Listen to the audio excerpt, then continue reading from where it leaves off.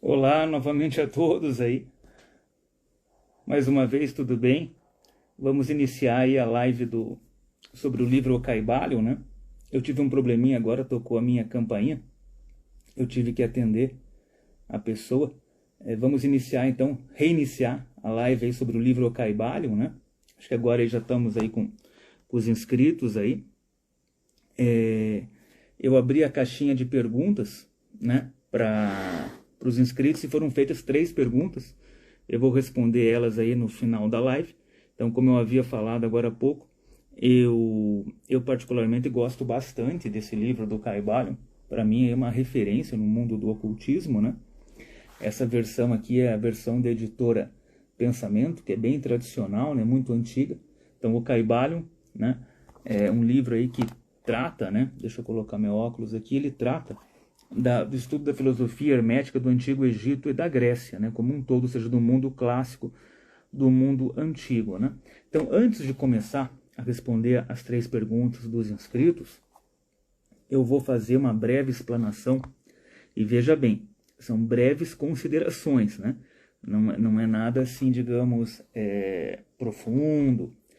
Não tenho a intenção aí de, como se diz no meio científico acadêmico, de atingir o estado da arte, né?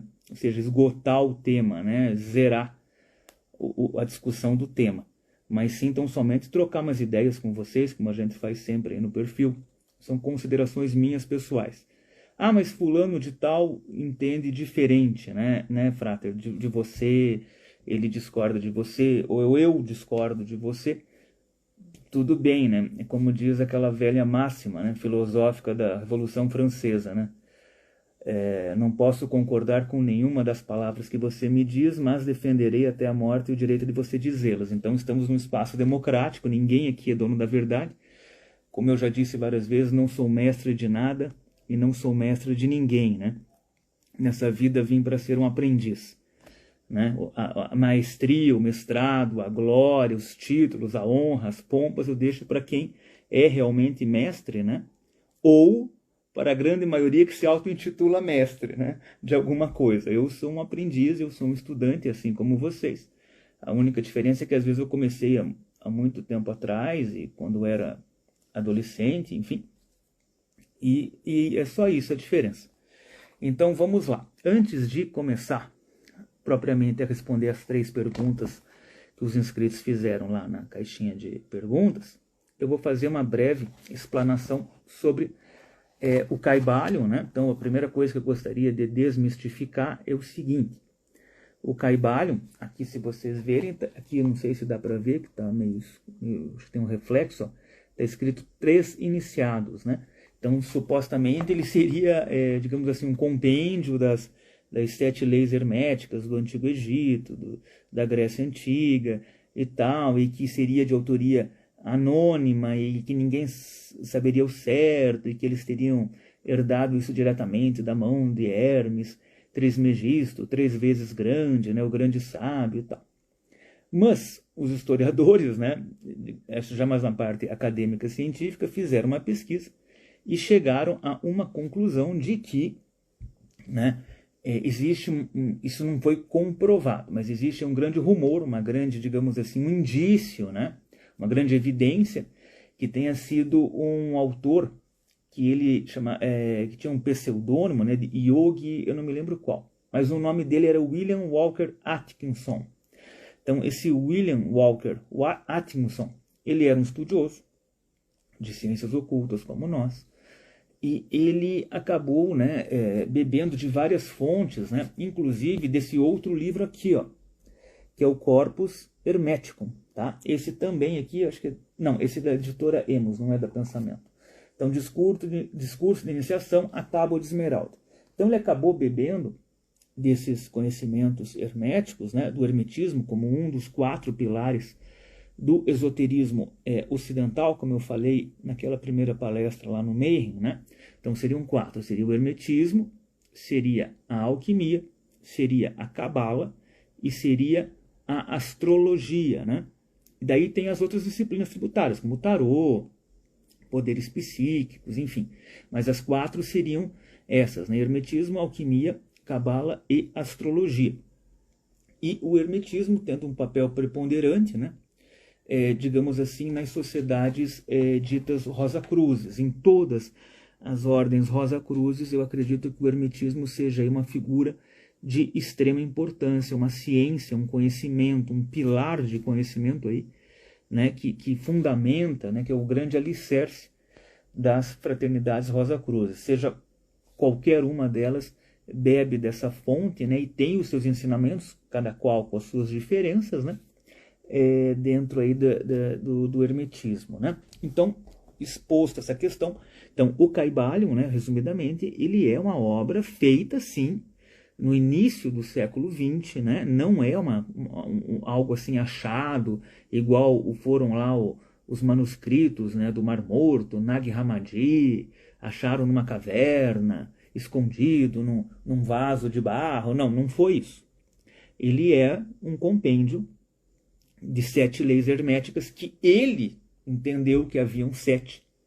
Tá? Leis, pode ser que tenha alguma simbologia de reducionista, numerológica, pitagórica, ou tenha alguma correlação com o 7 na numerologia judaica da Cabala. Pode ser que tenha, ou talvez não. Enfim, ele entendeu que haviam 7. Vamos adotar que seja ele realmente o autor, William Walker Atkinson, e ele acabou dissertando a respeito desses 7 princípios, dessas 7 leis herméticas, né?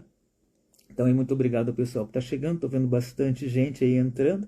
Eu tenho que virar a cabeça porque minha câmera está virada assim, e eu acabei não virando na live lá do Frater Ordalium para ficar comprido assim de retrato pro Instagram fica bom, mas quando eu jogo lá no YouTube fica ruim, sabe? Então eu fiz essa deitado, tipo paisagem, né? Então vamos lá. Eu vou fazer uma breve explanação das 7 leis herméticas, mas são breves considerações. Não tenho intenção nenhuma de aprofundar em nenhuma delas, né? Então vamos aí para a primeira lei, que seria a lei do mentalismo, né? Essa é o primeiro princípio, tá? Então vamos lá na sequência, vou falar os 7 e vou adentrar bem rapidamente em cada um deles.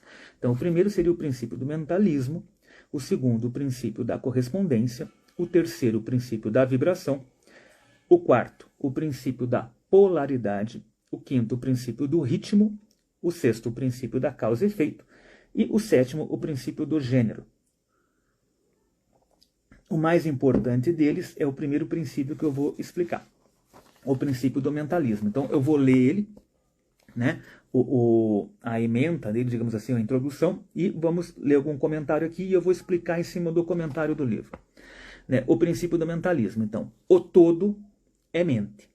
O universo é mental. Né? Então, o que ele fala aqui? Esse princípio contém a verdade que tudo é mente, explica que o todo entendam como, abre aspas, Deus, que é a realidade substancial que se oculta em todas as manifestações e aparências que conhecemos sob o nome de universo material. Fenômenos da vida, matéria, energia, numa palavra, sobre tudo o que tem aparência aos nossos sentidos materiais. É espírito, é incognoscível, ou seja, não tem como conhecer, é indefinível, não tem como definir, né? Transcende a capacidade humana de raciocínio em si mesmo. Mas pode ser considerado como uma mente vivente, infinita e universal. Aí que é a chave. Mente vivente, infinita e universal. Né? Esse princípio ensina também que todo o mundo fenomenal, ou seja, aqui e agora, ou o nosso universo, planetas, galáxias, enfim, é simplesmente uma criação mental desse todo, desse ser, desse Deus, né? E que está sujeita às leis das coisas criadas. E que o universo, como um todo, né, em suas partes, unidades, galáxias, sistemas solares, enfim, tem a sua existência na mente do todo. Tá? Em cuja mente vivemos, movemos e temos a nossa existência. Esse princípio, estabelecendo a natureza mental do universo, explica todos os fenômenos mentais e psíquicos que ocupam grande parte da atenção pública, né? Que é estudado pela psicologia, pela psiquiatria, né? Aqueles fenômenos que nós vamos adentrar depois de fenômenos extrasensoriais, percepção extrasensorial. Eu tenho um vídeo aqui no canal, os 12 poderes psíquicos, enfim. Né? E que, sem tal explicação, seriam ininteligíveis e desafiariam o exame científico. Né? Então, isso daí ele corrobora com aquela ideia do quê? Com aquela ideia de que o universo, Na verdade, a vida como um todo, ela é o quê? Ela é entendida por meio da interpretação, né, ainda que limitada, da esfera Keter, da Sefirot, né, da Séfera Keter, da Cabala. Ou seja, o que é o universo? O universo, ele é um pensamento de Deus. É Deus por meio de um espelho observando a si próprio. Ele está experimentando. Daí muitos inscritos me perguntaram, mas Frater, se essa alegação dos cabalistas for realmente verdade, por que alguém que é onisciente, sabe tudo, que é onipotente, pode tudo, e que é onipresente, que está presente em tudo, por que ele teria que se manifestar? Por que ele teria que criar? Porque a resposta é a seguinte, porque uma coisa é ele saber tudo, estar presente em tudo, né? E poder tudo. Outra coisa é ele ter vivenciado na prática isso. Então, por exemplo, tem aquela máxima de que o universo é um olho observando a si mesmo, é um espelho observando a si mesmo. Isso daí deriva dessa interpretação que eu aprendi a respeito da Kabbalah, né? Então, tudo é mental. Então, quando nós, por exemplo, falamos de psicologia, de psiquismo, de poderes mentais, para quem gosta de assistir séries naquele famoso serviço de streaming, né? Tem aquela série lá do Stranger Things, né? Trabalha muito com essa questão aí dos poderes psíquicos, né? Então, o todo é mente, o universo é mental. Ou seja, tudo que foi criado, seja no mundo espiritual, nas dimensões espirituais, sejam na dimensão material, é proveniente do quê? De uma intenção. Guardem essa palavra, dessa intenção, dessa manifestação de vontade mental de um ser que é, como ele mesmo fala, incognoscível, indefinível, né? Ininteligível, ou seja, ele transcende a capacidade do ser humano de poder sintetizá-lo, de defini-lo, né?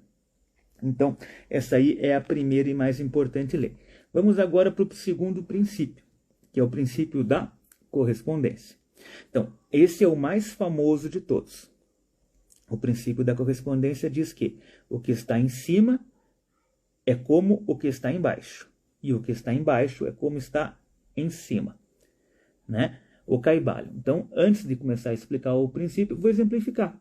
É a figura do bode de Mendes, o Bafomé, apontando um para cima e outro para baixo, né? Então, ali naquela figura você tem graficamente, simbolicamente, um desenho, né, feito supostamente pelo Eliphas Levi, né, ao que tudo indica, e ele consegue sintetizar algumas leis, né, herméticas aí, que o Kaibalho não existia na época do Eliphas Levi, tá? Que fique bem claro isso.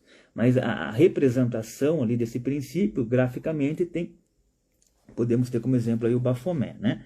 Então, esse princípio aí, o que ele fala? Ele fala o seguinte, vejam bem, inclusive eu estou já me adiantando para uma das respostas aqui, das perguntas de um dos inscritos, né?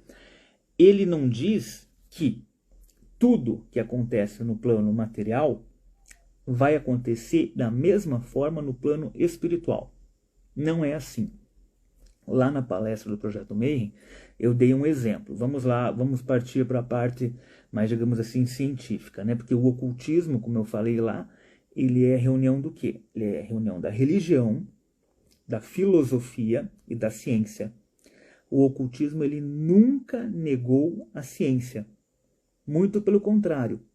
Ele vem como um quarto pilar de entendimento humano, reunindo religião, filosofia greco-romana, budista, shintoísta, confucionista, egípcia, enfim, não importa se oriental ou ocidental. Essas filosofias e a ciência, tá? Então, cientificamente, vamos dar um exemplo bem simples, de fácil entendimento. Você tem, por exemplo, todos nós estudamos no colégio, que você tem um elétron, né? Você tem um núcleo e tem um átomo, tem um núcleo e o elétron orbitando ao redor do núcleo, né? Então, cargas positivas dos prótons, cargas negativas dos elétrons, né? E acaba tendo aquelas órbitas, várias camadas, onde o elétron fica circulando ao redor, não necessariamente num sentido, num eixo só, mas, né, em vários eixos circulando ao redor do núcleo. Da mesma forma que é um fenômeno microscópico, ou seja, no micro, existe no macrocosmos, existe, por exemplo, o planeta Terra, né, orbitando em torno do Sol, que é a nossa estrela do nosso sistema solar. Consequentemente, o nosso sistema solar é um dos sistemas solares de centenas de milhares de estrelas que compõem a nossa galáxia, que é a Via Láctea. Esses sistemas solares também, de certa forma, guardado as devidas proporções e similaridades, né, ele também orbita em torno de um núcleo central. E por que não aventar uma hipótese que essa galáxia também orbite em torno de um núcleo central, de várias galáxias? Compreende? Então, da mesma forma que é no macro, é no microcosmos. É no micro, é no macro. Então, por exemplo, vamos dar um outro exemplo mais contextualizado. Nós temos lá, por exemplo, um filme espírita, para quem gosta de espiritismo, O Nosso Lar. Eu não vi esse filme, mas eu vi comentários do filme. Então, por exemplo, nós aqui na Terra, todos nós temos um trabalho, ou estudamos e trabalhamos, temos uma função, uma ocupação. Na vida espiritual, eles também têm ocupações e também têm funções, né? Então, por exemplo, lá, logicamente, que eles não vão bater ponto, eles não vão ter uma meta para atingir, eles não vão ter, talvez, assim, um chefe da maneira que nós temos aqui, mas eles têm, sim, digamos assim, um ofício, eles têm, sim, uma ocupação, eles têm, entre aspas, um trabalho, né, que eles exercem lá. Então, não é que eles vão ficar contemplando o universo, igual tinha naquela novela A Viagem, né, que eles ficavam num campo, comendo uma maçã, uma fruta, olhando uma paisagem. Não, não é assim, não é tão bucólico assim, né? Não é tão, assim, digamos assim, romântico, romantizado, né? Então, eles têm, sim, funções, né? Eu acredito que tenha muito a ver com o que você desenvolveu. Existia uma brincadeira lá no Projeto Mayhem, que eles falavam para onde que nós vamos, né? Os ocultistas do Projeto Mayhem, quando nós morrermos. Daí, o Marcelo brincava assim, nós vamos tudo para uma dimensão lá que vai estar todos os bruxos, os magos, os feiticeiros, os ocultistas, enfim, desse projeto, e vão morar junto lá. Não, assim, uma brincadeira que ele fazia, né? Por quê? Porque daí nós vamos descobrir que é uma questão de frequência, é uma questão vibracional, né?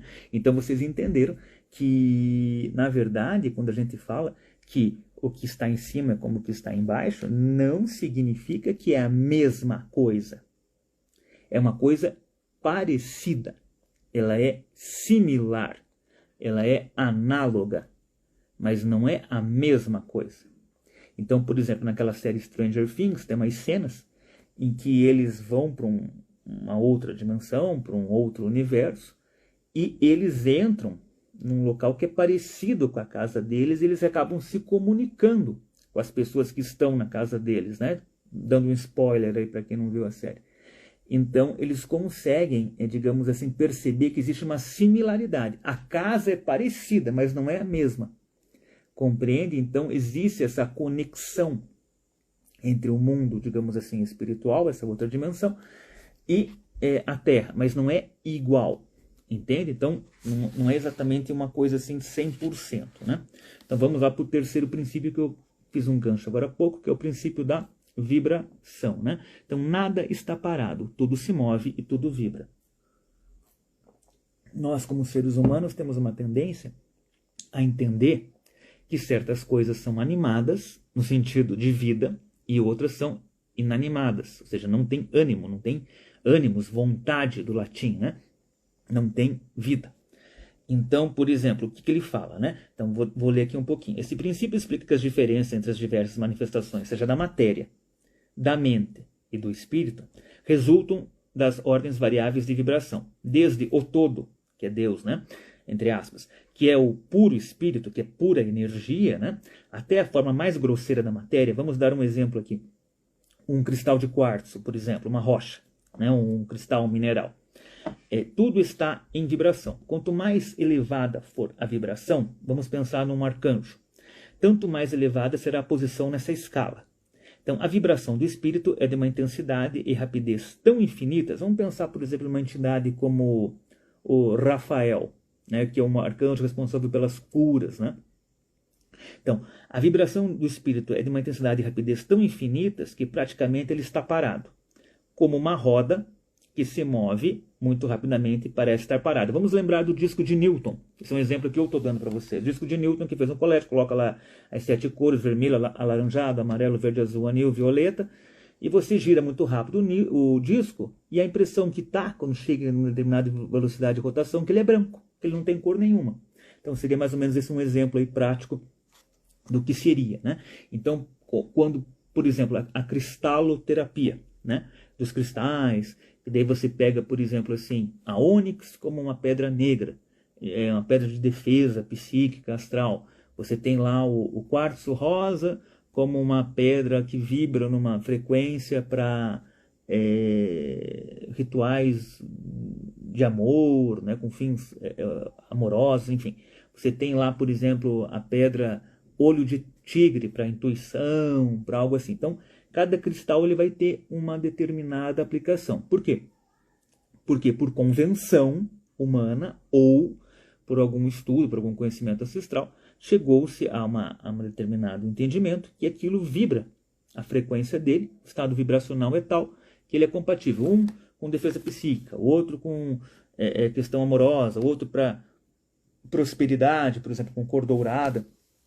Enfim, né? Então tudo vibra, nada está parado. E isso é muito importante para o estudante do ocultismo e principalmente do psiquismo, né?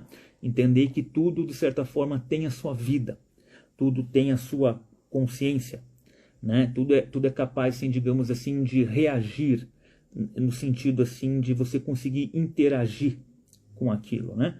Inclusive, esse é um dos princípios, o princípio da vibração terceiro, que você consegue estabelecer, digamos assim, a introdução para a prática da vibroturgia, né? Que seria um daqueles 12 poderes psíquicos que você, por exemplo, pega uma caneca, assim, por exemplo, assim, um dia que eu falecer, eu usei essa caneca aqui que eu comprei para fazer a live com vocês, a live lá do Ordalho. Como eu tomei essa caneca, eu interagi, então, digamos assim, ela teria a minha, abre aspas, né, minha energia. Então, uma pessoa treinada conseguiria, digamos assim, tocar essa caneca e sentir, né? Talvez ela não saiba o meu nome completo, não saiba detalhes da minha vida, mas ela vai conseguir visualizar, vai ver que eu sou um cara que estudava esses assuntos, né? Que fui iniciado em tais e tais ordens, né? Que fazia tais e tais rituais, enfim. Ela consegue, digamos assim, ter um panorama geral, né? Por quê? Por causa dessa vibração, por causa dessa frequência, entende? Daí a gente pode adentrar daí para a questão de aura da pessoa, né? Mas daí já é outro papo, né? Que é só uma coisa introdutória. Vamos agora para o quarto princípio, que é o princípio da polaridade. Então tudo é duplo, né? Bem e mal, né? Alto e baixo, gordo e magro, forte e fraco, né? Tudo tem polos, né? Tudo tem o seu oposto, né? O igual e o desigual são a mesma coisa. Agora, essa que é a frase-chave. O igual e o desigual são a mesma coisa. Os opostos são idênticos em natureza, mas são diferentes em grau. Eu já vou explicar. Os extremos se tocam. Todas as verdades são meias verdades. Todos os paradoxos podem ser reconciliados. O que significa isso? Por exemplo, né? Você tem as pessoas, nós somos seres humanos e independente se somos iniciados ou não, nós temos sentimentos humanos que são, digamos assim, de difícil controle. Então, às vezes acontecem coisas boas por nós sentimos amor, sentimos afeto, sentimos gratidão. Acontecem coisas ruins, então nós sentimos remorso, sentimos ódio, sentimos ressentimento, enfim. O que esse princípio fala, né? Inclusive, ele é um desses exemplos, né? As pessoas pensam, às vezes, que o oposto do amor é o ódio. pelo princípio da polaridade, não é isso. Então, ele é um paradoxo. A princípio, ele parece ser contraditório, porém, no final do entendimento, ele acaba se complementando, se encaixando. O oposto do amor é a indiferença, né? Porque quando, por exemplo, existem casais, às vezes, que se amam. Daí acontece, às vezes, algum problema conjugal, né? Alguma coisa assim, e eles automaticamente, do amor, com as amizades também acontece a mesma coisa, ele vai para o ódio, né? Quando ele vai para o ódio, ou seja, vamos voltar lá para o princípio, né? Eles são idênticos em natureza, porém diferem em grau. Então vamos entender assim, que o amor seria uma frequência, usando lá do terceiro princípio, tá vendo como é que cada vez ele aumenta mais no conhecimento. Então, o amor seria uma frequência alta, tá? Leve, suave. E o ódio seria uma frequência densa, baixa, pesada. Porém, eles estão na mesma régua, né? Ou seja, eles são idênticos em natureza, mas são diferentes em grau. Então, o oposto do amor não é o ódio. O oposto do amor é a indiferença. Entende? E por que você explicou isso, Frater? Pelo princípio. Um hermetista, se ele for bem treinado, e ele entra num ambiente que é hostil, às vezes você está em época de campanha política, por algum motivo, você entra num local, está tendo uma discussão, e de repente se volta contra você, assim, alguém começa a implicar com você, né? Não vamos entrar na parte assim, espiritual, vamos entrar mais na parte assim, filosófica. E o hermetista bem treinado, ele consegue, digamos assim, sublimar. Vou pegar um gancho aqui já de uma pergunta, transmutar, né, esse ódio em amor, ou seja, ele eleva a sua frequência vibratória, a sua vibração, né, e começa a emanar, digamos assim, amor. Mas não é no sentido romântico que vocês estão pensando. É um amor no sentido assim altruísta, pela humanidade e por aqueles seres. É por isso que, por exemplo, os avatares como Jesus, não confundam Jesus com Cristo, tá? Jesus, o Siddhartha Gautama, o Buda e outros mestres, enfim, né, para quem acredita na fraternidade branca, El Moria, Kurt Rumi, né, Serapis Bey, Saint Germain, enfim, existem outros, eles conseguiam, digamos assim, emanar esse sentimento e nenhum tipo de ataque psíquico, mágico, ritualístico, inveja, nada disso conseguia atingi-los. Por quê? A frequência deles estava acima disso. Ou seja, como aquela energia, aquele ritual, aquela psicologia, enfim, o que tinham enviado contra eles, eles acabavam, digamos assim, sublimando, transmutando, indo para cima, elevando o padrão vibracional deles. Então, por isso que não atingia eles, tá? Então, acho que está bem explicado esse quarto princípio, né? Vamos agora para o quinto princípio, já estamos chegando no final. O princípio do ritmo. O que o princípio diz? Ele fala assim, tudo tem fluxo e refluxo, tudo tem as suas marés, tudo sobe e desce. Tudo se manifesta por oscilações compensadas. A medida do movimento à direita é a medida do movimento à esquerda. O ritmo é a compensação. Então, o que ele traz, esse princípio? Ele traz uma ideia de causa e efeito. Se você, vamos voltar para a ciência, se você dá um soco numa parede, a parede, entre aspas, ela também dá um soco na sua mão. Não propriamente dita, mas a energia aplicada, a força naquele vetor, ele se volta contra você. Ou seja, lei de causa e efeito, né? Além dessa questão da causa e efeito, ele também trabalha com a ideia de ciclos, né? Tanto que ele dá o exemplo da maré. E ele fala aqui, lendo agora a obra, esta lei é manifesta na criação e destruição dos mundos, né? Na elevação e na queda das nações e dos governos, na vida de todas as coisas e, finalmente, nos estados mentais do homem. E é com esses últimos que os hermetistas reconhecem a compreensão desse princípio muito importante. Os hermetistas compreenderam esse princípio reconhecendo a sua aplicação universal e descobriram também certos meios de dominar os seus efeitos no próprio ente com o emprego de fórmulas e métodos apropriados. Eles aplicam a lei mental da neutralização, que nós falamos agora há pouco. Eles não podem anular o princípio, porque o princípio não pode ser anulado, a lei. A lei a tem e ela ocorre e todos nós estamos sujeitos a ela. Então, eles não podem anular o princípio ou impedir as suas operações, mas eles aprenderam como se escapa dos seus efeitos na própria pessoa, até um certo grau, que depende do domínio desse princípio. Aprenderam como empregá-lo em vez de serem empregados por ele, ou seja, em vez de serem afetados, né? Subordinados, subjugados a ele, né? Então, esse princípio do ritmo, ele acaba sendo meio complementar ao quarto princípio, né? Então, o quinto, eu entendo assim, pode ser que outra pessoa entenda diferente. Ele é complementar ao quarto, pelo fato, né, de ele ter essa questão aí, digamos assim, dessa oscilação, né? Cíclica, né? De ser um ciclo de causa e efeito, né? Então, creio que também tenha ficado claro aí esse princípio do ritmo. Eu entendo ele como complementar ao princípio da polaridade aqui, né? Essa é a opinião minha. Você pode ter uma opinião diferente, tudo bem. Vamos aí para o sexto princípio, que seria o princípio da causa e efeito. Você viu como é que um está linkado junto do outro, né? Então, toda causa tem o seu efeito. Como eu falei, todo o efeito tem a sua causa. Tudo acontece de acordo com a lei. Ou seja, como eu falei, você não tem como burlar isso daí, né? Então, o acaso é simplesmente um nome dado a uma lei que ainda não foi reconhecida, e eu entendo como ou conhecida, né? Há muitos planos de causalidade, porém nada escapa à lei, né? Então, o que ele fala aqui? Esse princípio contém a verdade que há uma causa para todo efeito e um efeito para toda causa. Explica que tudo acontece de acordo com a lei e nada acontece por acaso. Não há coisas que sejam casuais e que, no entanto, existem vários planos de causa e efeito.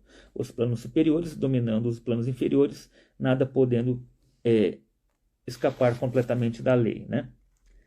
Então, o que ele fala aqui? Ele fala assim, ó, que os hermetistas, por meio aí, vamos adotar um entendimento aqui que ele não usa essa frase, que seja projeção astral, desdobramento astral, desdobramento da consciência, né? Eu prefiro assim, porque quando a gente fala projeção astral, dá a impressão que a pessoa sai o espírito do corpo, a alma, né? Mas não, o que sai é a consciência, a alma fica. Se a alma sair do corpo, a pessoa literalmente desencarnou, né? Então, o que é projetado, o que é desdobrado é a consciência da pessoa, é a consciência, é a mente, é a energia, tá? Que é projetada, né? Então, por exemplo, aqui me permitam ler aqui, ó. As massas do povo são levadas para a frente. Os desejos e as vontades dos outros são mais fortes que as vontades deles, né? Ou seja, aquele espírito de manada, né? E a hereditariedade, a sugestão, a autossugestão, inclusive também, e outras causas exteriores movem-se como se fossem peões num tabuleiro de xadrez da vida. Ele já traz aquela ideia de Matrix, de uma vida, assim, digamos assim, que você não tem o domínio da vida, né? Que é o contrário, é a vida que te domina, né? Mas os mestres, né, os hermetistas, elevando-se ao plano superior, ou seja, elevando-se ao plano superior, olha a ideia de projeção, dominam o seu gênio, o seu caráter, as suas qualidades, poderes, também como os que o cercam e tornam-se motores em vez de meros peões, né? Eles ajudam a jogar a criação, quer seja física, seja mental ou espiritual. É possível sem partida da vida, em vez de serem jogados e movidos por outras vontades e influências. Empregam o princípio em lugar de serem seus meros instrumentos. Os mestres obedecem à causalidade do plano superior, mas ajudam a governar o nosso plano. Então você tem aquela ideia aí de iluminação, né? Então aí do ser humano, digamos assim, do mito aí de Prometeus, que tem o vídeo aí no meu canal, né? De um ser humano assim que ele vamos utilizar uma linguagem aí maçônica, né? Eu não sou maçom, mas estudei durante muitos anos a maçonaria, tenho amigos e parentes e conhecidos, colegas de trabalho que são, então eu acabei absorvendo um pouquinho desse conhecimento. Então vamos usar a linguagem maçônica do desbaste da pedra bruta, né? O desbaste da pedra bruta seria aquele contínuo e diário, né, desbaste da pedra, onde existe essa lapidação de natureza moral da pessoa, de forma que ela se torne um pequeno tijolo com as arestas aparadas, né, polidas, para que ele componha aí um grande edifício social, ou seja, composto por vários homens, vários tijolos, que unidos entre si, cooperando entre si, acabam criando um edifício social sólido, né? E digamos assim, que traga benefício à coletividade e à sociedade, né? Se nós utilizarmos uma linguagem Rosa Cruz, poderia ser o quê? O desabrochar da rosa na cruz. Então, a cruz como a matéria, né? As provações da vida, o aqui e o agora, e a rosa como o desabrochar dessa consciência, né? Dessa libertação do homem, dessa Matrix, né? Para quem gosta do filme da Matrix, dessa caverna do dragão, para quem gosta do Dungeons and Dragons lá, né? Que tem inclusive lá na série do Stranger Things, é baseado no RPG, né? Da caverna do dragão, enfim, então em vários outros filmes, Senhor dos Anéis, enfim, nessa linguagem Rosa Cruz, utilizando uma linguagem martinista, seria, digamos assim, pegando o homem da torrente, que é o profano, o homem comum, 99,9% da população, ele acaba, por meio de um estudo, de um amadurecimento, se tornando um homem de desejo, né? Esse homem de desejo, digamos assim, seria o estado em que os ocultistas se encontram, né? Que eles querem mudar, mas existe uma dificuldade, questão kármica, questão às vezes de desinteresse, de falta de recursos, né? Para adquirir livros e tempo também, que tempo também é precioso, né? Então, mas esse homem de desejo, vamos, digamos assim, em tese, ele conseguiria no final da vida, no final de longas encarnações, atingir um estágio de homem-deus. E se tornando homem-deus, ele vai ser o que? Reintegrado. E se ele for reintegrado, né, que conforme diz a obra de Martinez e Pasquali, o Tratado de Reintegração dos Seres, ele se retornaria ao seio de Deus na condição de um homem-deus. Ou seja, ele se tornaria não mais Adão, ele se tornaria Adam Kadmon, né? Ele se tornaria o verdadeiro Adão, que era andrógeno, né? Que tinha a capacidade de se autorreproduzir e que não dependia de nada e de ninguém, exceto do próprio Criador dele, da qual ele foi emanado e não criado.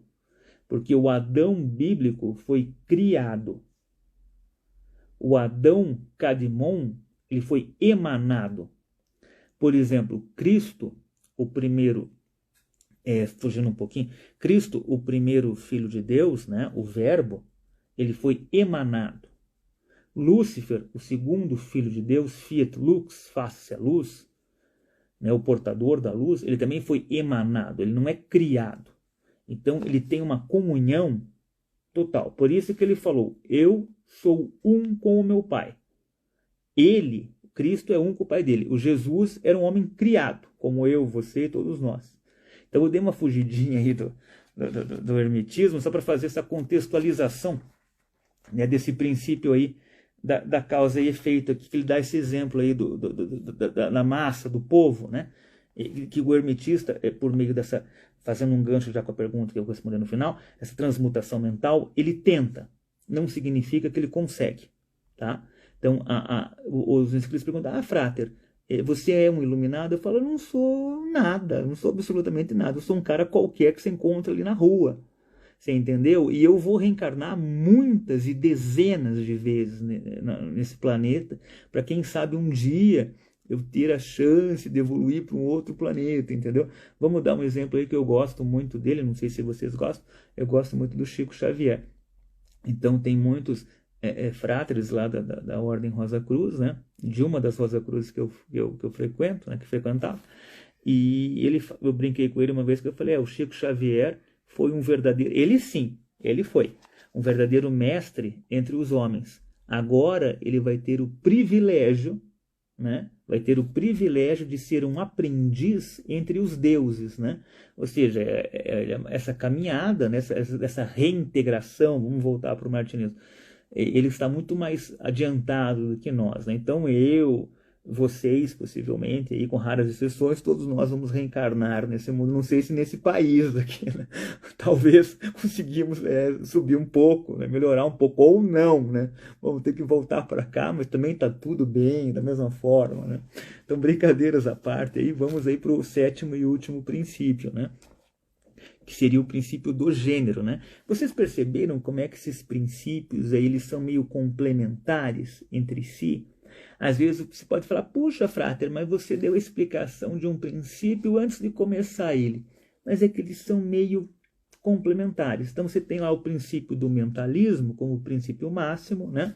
Você tem o segundo princípio que está em cima, é como o que está embaixo, que é o princípio, né, da correspondência. Porém, você também tem essa, digamos assim, eles interconversam. Não que eles sejam interdependentes, mas eles, acaba meio que explicando, vamos colocar assim, contextualizando o outro, né? Pelo menos eu vejo assim. Então vamos lá para o último, daí já vou responder as perguntas e nós encerramos a live. Tá? Então o princípio do gênero. O gênero está em tudo. Tudo tem o seu princípio masculino e o seu princípio feminino. As polaridades, né? Então o gênero se manifesta em todos os planos. Então, por exemplo, você tem lá o hexagrama, né? Então, o triângulo para cima seria o quê? Seria o fogo, né? Você tem o fogo. Se fosse um triângulo com uma linha horizontal, seria o ar. Então, vamos pegar o triângulo para cima, o fogo. Representa o fogo, o homem, a força, o positivo no sentido de elétron, de carga positiva, tá? De próton. Então, o positivo, o masculino, o fogo, o objetivo, a força, a audácia. Então, seriam esse significado. Já o triângulo para baixo seria o quê? O elemento água, né? Se fosse para baixo com uma linha horizontal paralela, seria o elemento terra. Então, você tem lá o triângulo para baixo. A água, o feminino, o amor, o subjetivo, né? O afeto, né? O feminino, né? O negativo no sentido de polaridade energética, tá? Então quando você tem a complementação dos dois triângulos, você tem o símbolo do hexagrama, né? Que dependendo de como é feito, a estrela de Davi, ou pode ser o selo de Salomão, depende de como você faz ali o desenho, né? E qual é a intenção do magista, né? Enfim, e quando você tem essa complementaridade, você tem a fusão, né? Dos dois. E daí você tem o princípio quê? Da vida eterna, né? Então você consegue, digamos assim, atingir, digamos assim, teoricamente, o ideal de imortalidade. Daí nós já vamos mais para uma questão de prática de magia sexual, que não é o objetivo dessa live, inclusive não é a minha especialidade isso daí, né? Então aqui eu vou fazer só uma leitura de um trecho para a gente encerrar esses princípios, né? E vamos aí para a resposta das 3 perguntas. Então, ó, princípio de gênero. Todas as coisas machos também têm o elemento feminino. Todas as coisas fêmeas também têm o elemento masculino. Se compreenderes a filosofia da criação, geração e da regeneração mentais, podereis estudar e compreender esse princípio hermético. Ele contém a solução de muitos mistérios da vida. Nós vos advertimos que esse princípio não tem relação alguma com as teorias e práticas luxuriosas, ou seja, né, com o sexo assim, propriamente dito, né, perniciosas e degradantes, que têm títulos empolgantes e fantásticos, e que nada mais são do que a prostituição do grande princípio natural de gênero. Tais teorias, baseadas nas antigas formas infamantes do falicismo, né, do falo, enfim, né, tendem a arruinar a mente, o corpo e a alma. E a filosofia hermética sempre publicou notas severas contra esses preceitos que tendem à luxúria, né? Enfim, a prática desenfreada, né? de atividade natureza sexual, depravação e perversão dos princípios da natureza, né? Então, é isso. E o que ele quer dizer é que, na verdade, vamos voltar lá para os princípios anteriores, que esta união dessas forças, né, aparentemente opostas, elas, na verdade, elas são complementares, né? E que essa complementação ela é essencial para que ocorra, digamos assim, uma interação. Então, você pega lá, por exemplo, vamos dar um exemplo aí da bruxaria, né? Então você tem lá a sacerdotisa e você tem um sacerdote, um homem. E naquele ritual eles emulam. O que é emular? Para quem gosta de videogame, sabe o que é. Emular seria simular. Então eles simulam um teatro, né? Um drama. Vamos chamar de drama ritualístico. E nesse drama ritualístico, eles acabam, digamos assim, utilizando essa energia desse fogo, desse homem, dessa força, desse objetivo, da razão, com o triângulo para baixo, que é a água, que é o feminino, que é a emoção, que é o subjetivo, que é o afeto, que é o amor, né? Que é, digamos assim, a ternura. Então, acaba, digamos assim, encaixando os dois triângulos e formando a figura do hexagrama, que é potentíssimo, né? Todos os magistas sabem da potência do hexagrama, né? Quando formado.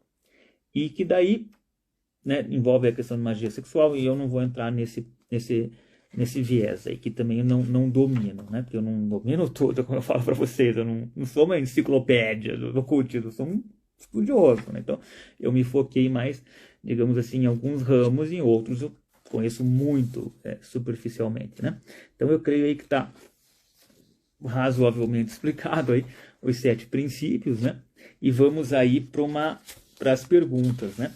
Então deixa eu dar uma olhadinha aqui, o que eles estão falando aqui, ó. Se quiser falar sobre energia sexual, podemos fazer uma live juntos para qualquer hora. Opa! Podemos fazer sim aí, digno inscrito, tá? Eu não sou aí, tem um inscrito meu aí, que ele trabalha com Tantra, né, com o Tantrismo, e eu realmente aí não sou um especialista nisso, né, não entendo, né? Não saberia, digamos assim, explicar com conhecimento assim profundo, né? Mas de qualquer forma eu agradeço aí. Então tem um pessoal aí que está chegando ainda, né? Quem quiser, só lembrando uma coisa, essa live vai ficar aí uma semana aí no Instagram, depois eu jogo ela lá no YouTube, tá? No canal do YouTube vai ficar aí para sempre. Eu não vou deletar ela, acho que é um tema bastante essencial, digamos assim, para quem está começando e até para quem já está há mais tempo aí nos caminhos aí, né, do estudo do oculto, né? Então vamos lá. Vamos para a primeira pergunta. Foram apenas 3 perguntas, eu esperava ter mais. Achei que havia mais 5, 6, mas fizeram só 3. Então vamos lá, que já estamos aí com quase 50 minutos, né, de live. Então, primeira pergunta. As leis funcionam somente na Terra ou também em outros planos e planetas? Eu já respondi lá no começo da live. Elas funcionam sim, em todos os locais, igual lá na série que eu comentei, naquela série infanto-juvenil lá, que é legalzinha, até vale a pena assistir. Sabe? Então, eles funcionam, só fazendo para quem não viu o comecinho da live, da mesma forma, pela lei da correspondência, pelo princípio da correspondência. Porém, como lá a vida, né, os fenômenos, a vida, os seres que habitam lá, não são iguais aqui, logicamente, por dedução, né, lógico, raciocínio lógico, eles não podem ocorrer da mesma forma. Eles são similares, eles são, eu gosto da palavra parecidos, mas não são iguais. Então, se você tem lá, por exemplo, uma questão assim, digamos assim, um conflito entre 2 seres espirituais, pode acontecer isso a qualquer momento. Ele não vai se desdobrar da mesma forma que aconteceria um conflito entre 2 seres humanos aqui na Terra. E ele não vai ter as mesmas repercussões, as mesmas consequências e o mesmo desfecho de como seria na Terra. Entende? Por quê? Porque lá é uma outra realidade, lá tem outros princípios, outros valores, a sociedade, digamos assim, sociedade deles se baseiam a organização social é diferente. Entende? Não existe o dinheiro, por exemplo, finanças, né? Entende? Relações de poder da mesma forma que existem aqui. Existe hierarquia lá? Existe, mas não existe da mesma forma que existe aqui. Talvez não tenha essa subordinação. Então, é diferente. Então, mas está respondido. Funcionam sim, porém, guardado muitas ressalvas, né? Vamos aí para a segunda pergunta, né? Frater, dicas para a prática da transmutação mental. vamos aí primeiro conceituar o que é transmutação mental, né? Então, ó, a mente, tão bem como os metais e os elementos, pode ser transmutada de estado em estado, ou seja, de nível em nível, né? De grau em grau, de condição em condição, do polo em polo, da vibração em vibração. Viu como é que ele faz sempre? Ele sempre remete às 7 leis. A verdadeira transmutação hermética é uma arte mental. Então, mais uma vez eu friso que o hermetismo, ele é o pilar fundamental. Vamos utilizar aí uma linguagem maçônica. É a coluna dórica. Ele é o pilar fundamental das ordens Rosa Cruz. Esse é o meu entendimento. Se você entende diferente, tudo bem. Tá? Então, vamos lá. Só fazer uma leitura aqui. Ó. Tá, ó. A verdade é que, sob a química material, a astronomia, a psicologia, que a psicologia na sua fase de ação do pensamento, os antigos possuíam conhecimento da astronomia. Tá. Vamos aqui mais para frente. Ó. Transmutação. É um termo usualmente empregado para designar a antiga arte da transmutação dos metais. Ou seja, está fazendo uma analogia à alquimia. Né? Particularmente dos metais impuros em ouro. Ou seja, do chumbo para o ouro, do estanho para o ouro. Né? A palavra transmutar significa mudar de uma natureza, forma ou substância para outra. Transformar. Tá? E da mesma forma, transmutação mental significa o quê? Significa a arte de transformar e de mudar os estados, as formas e as condições mentais em outras. Assim, podeis ver que a transmutação é a arte da alquimia mental. Ou, se quiserdes, uma forma de psicologia mística prática. Né? E ele faz aqui um comentário interessante. Ó. Se o universo é mental, primeira lei, princípio do mentalismo. Então, se o universo é mental na sua natureza, a transmutação mental pode ser considerada como a arte de mudar as condições do universo, nas divisões da matéria, força e mente. Assim compreendereis que a transmutação mental é realmente a magia de que os antigos escritores muito trataram nas suas obras místicas e de que dão muitas poucas instruções práticas. Se tudo é mental, primeira lei, princípio do mentalismo, então a arte que ensina a transmutar as condições mentais pode tornar o mestre diretor das condições materiais, tão bem como das condições chamadas ordinariamente mentais. Tá? Mais uma leitura aqui. Ó. O discípulo que é praticante da transmutação mental opera no plano mental, transmutando as condições mentais, os estados e etc., em outros, de acordo com diversas formas mais ou menos eficazes, que é isso que se aprende nas ordens Rosa Cruz. Os diversos tratamentos, as afirmações e negações das escolas da ciência mental são antes fórmulas frequentemente muito imperfeitas ainda e inscientíficas, né? Ou seja, não é cientificamente provado, da arte hermética. A maioria dos praticantes modernos são muito ignorantes em comparação com os antigos mestres da Grécia e do Egito, enfim, pois eles carecem do conhecimento fundamental sobre o que é realmente baseada a operação. Né? Então, essa transmutação mental seria o que eu já falei aquela hora. As 3 exemplos que eu dei. Na linguagem maçônica, desbaste da pedra bruta. Na linguagem Rosa Cruz, o florescimento da rosa sobre a cruz, ou seja, o desabrochar do poder da consciência. Vamos retornar ao que eu falei naquele vídeo lá que está no meu canal. Quem quiser vai lá no YouTube, Frater Belrá. Tá? Homem, lembra-te quem tu és, conhecendo a ti mesmo, conhecerás o universo e os deuses. Ou, na linguagem martinista, esta reintegração do homem da torrente para um homem de desejo e para um homem-deus, Adam Kadmon. Tá? Então, o que é uma escola iniciática? Uma ordem esotérica, uma iniciação. É você sair da condição brutal do ser humano.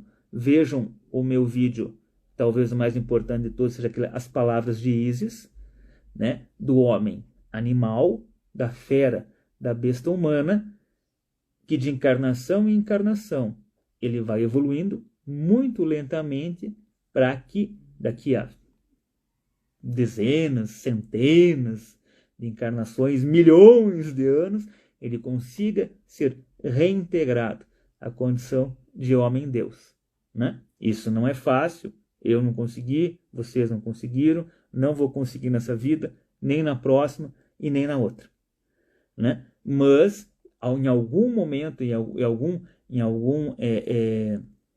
estágio, todo o ser humano, todo o ser que habita neste universo, né?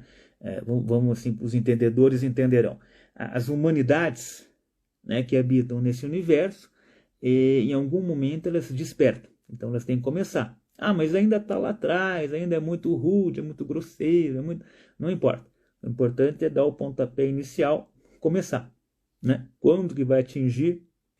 Temos a eternidade para isso acontecer, né? Perfeito? Então, vamos aí para a última e terceira pergunta. Já estamos aí com quase uma hora, né, de live. Eu não quero me estender muito mais, não. Terceira e última pergunta.